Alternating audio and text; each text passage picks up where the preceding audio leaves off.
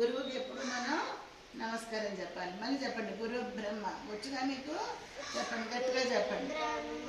గురుర్విష్ణు గురుర్దేవో మహేశ్వర గురు సాక్షాత్ పరబ్రహ్మ తస్మై శ్రీ గురవే నమః.